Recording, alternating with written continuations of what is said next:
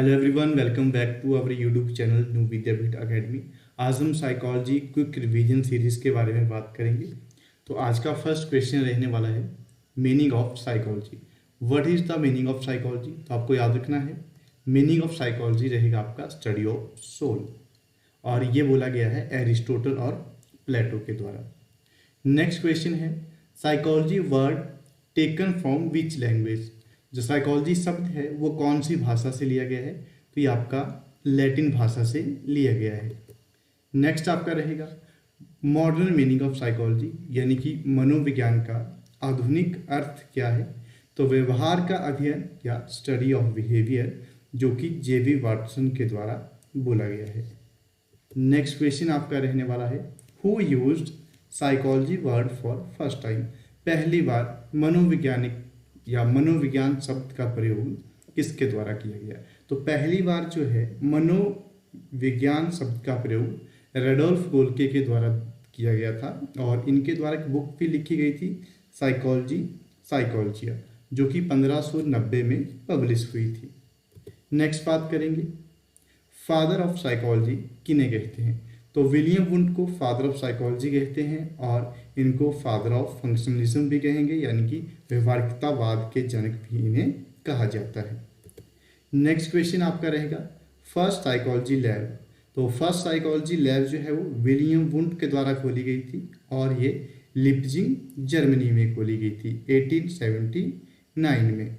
और इंडिया की बात करी जाए तो इंडिया में पहली साइकोलॉजी लैब कलकत्ता यूनिवर्सिटी में खोली गई थी 1916 में by doctor Narendra Sen Gupta.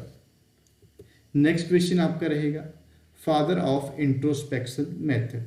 Father of introspection method किन्हें कहते हैं? यानी कि जो आपकी आत्मनिरीक्षण विधि है वो किसके द्वारा दी गई है? तो ये भी आपकी विलियम वुंड के द्वारा दी गई है, और ये मनोविज्ञान की सबसे पुरानी विधि है, यानी कि oldest method of psychology. Next बात करेंगे father of experimental method and experimental psychology. तो फादर ऑफ एक्सपेरिमेंटल मेथड और एक्सपेरिमेंटल साइकोलॉजी भी विलियम वुंड को ही कहते हैं, जो कि एक जर्मन साइकोलॉजिस्ट हैं। आपका 9वां क्वेश्चन रहने वाला है फादर ऑफ अमेरिकन साइकोलॉजी या फिर फादर ऑफ मॉडर्न साइकोलॉजी। तो अमेरिकन या आधुनिक मनोविज्ञान के जनक आपके विलियम जेम्स कहलाएंगे। काफ़ी बार आपसे टेट के पेपर में एक क्वेश्चन पूछा गया है, और ये अमेरिका से संबंधित है, तो इनका संबंध जो है वो आपका अमेरिका से रहने वाला है। नेक्स्ट बात करेंगे 10वें क्वेश्चन के बारे में who wrote principles of psychology. Principles of psychology किसके द्वारा लिखी गई है?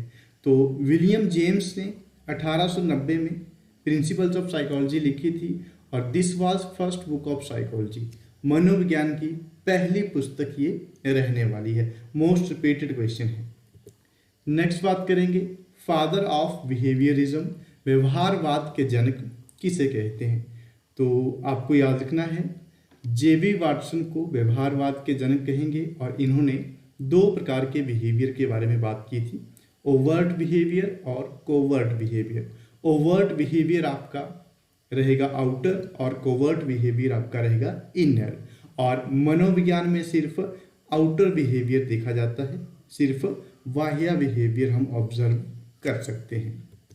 नेक्स्ट क्वेश्चन आपका रहेगा father of psycho analytical method, जिसको कि हम बोलेंगे हिंदी में मनोविश्लेषणात्मक विधि। तो इसके जो जनक हैं वो रहेंगे सिगमंड फ्राइड। सिगमंड फ्राइड जो है इसके जनक रहेंगे, और सिगमंड फ्राइड के द्वारा एक बुक लिखी गई है जिसका नाम है इंटरप्रिटेशन ऑफ ड्रीम्स।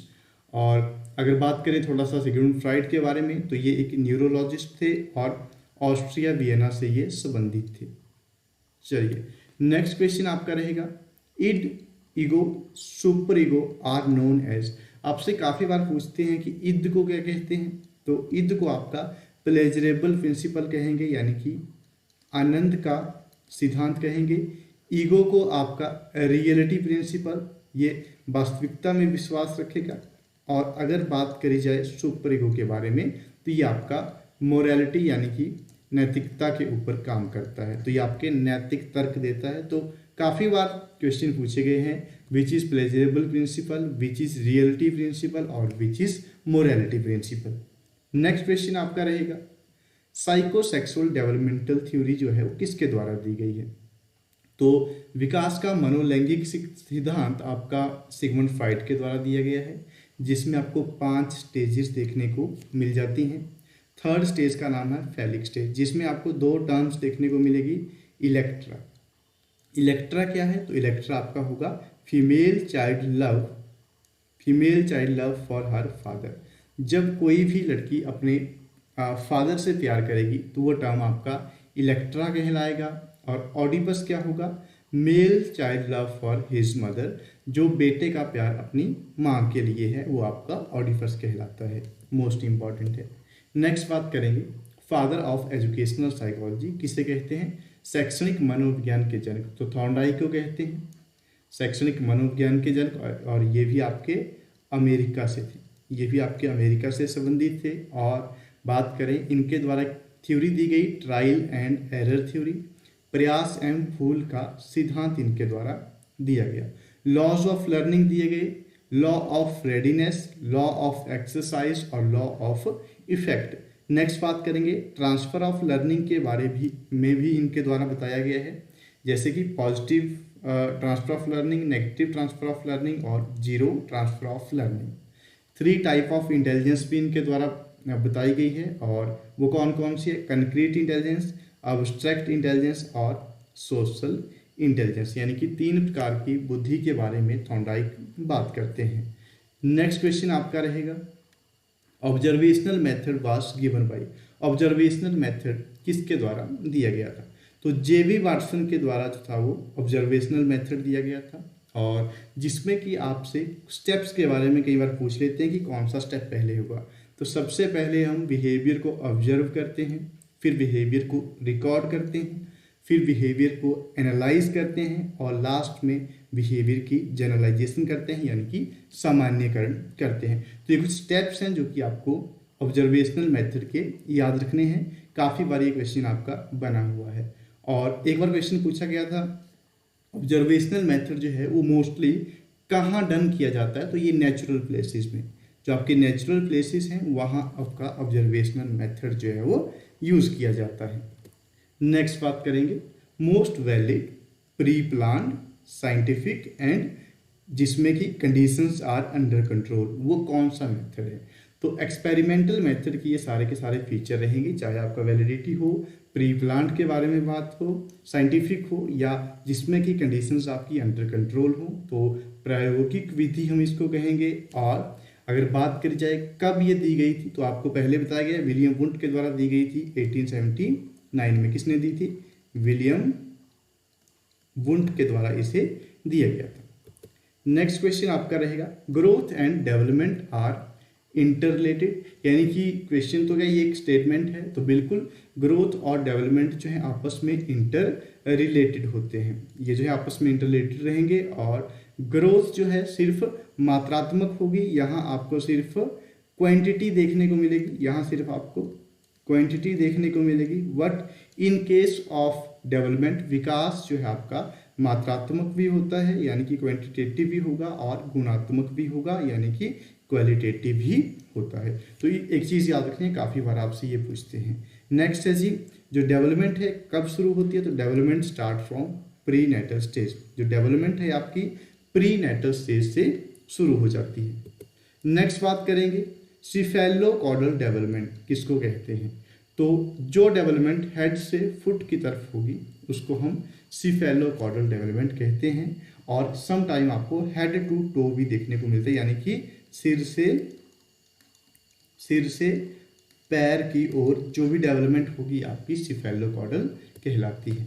नेक्स्ट बात करेंगे प्रॉक्सिमोडिस्टल डेवलपमेंट से आप क्या समझते हैं? जब अंदर से बाहर की ओर डेवलपमेंट होगी, यानी कि inner to outer development, sometime it's set centre to outer development. और इसमें सबसे पहले आपकी स्पाइनल कॉर्ड बनती है, बाद में अदर पार्ट्स बनते हैं। तो मेरुरज्जु पहले बनेगी, फिर बाकी पार्ट्स बनेंगे। और टेट आर्ट्स में पूछा गया था reflex actions are controlled by, reflex actions किसके द्वारा कंट्रोल किए जाते हैं? तो रिफ्लेक्स एक्शन जो आपके रहेंगे वो स्पाइनल कॉर्ड के द्वारा कंट्रोल किए जाते हैं। नेक्स्ट बात करेंगे प्रिंसिपल्स ऑफ डेवलपमेंट। डेवलपमेंट के कौन कौन से प्रिंसिपल हैं। तो आपकी जो डेवलपमेंट है ये आपकी रहेगी सीक्वेंस, यानी कि क्रमिक रहती है, क्रम में होती है, ये कंटिन्यू रहती है, आपकी लगातार रहेगी और इसमें आपको तेजी से विकास। अब आपसे पूछते हैं कि रैपिड ग्रोथ जो है या रैपिड डेवलपमेंट जो है वो कौन से फेज में होती है। तो इन्फेंसी पीरियड में, शैशव अवस्था में आपको जो है वो रैपिड डेवलपमेंट देखने को मिल जाती है।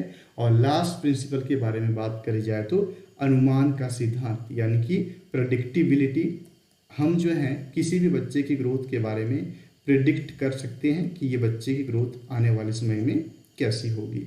तो ये कुछ क्वेश्चंस थे आपके जो कि हमने इस वीडियो में डिस्कस किए। आई होप आपको ये वीडियो अच्छी लगी होगी।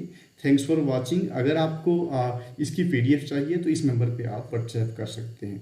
धन्यवाद।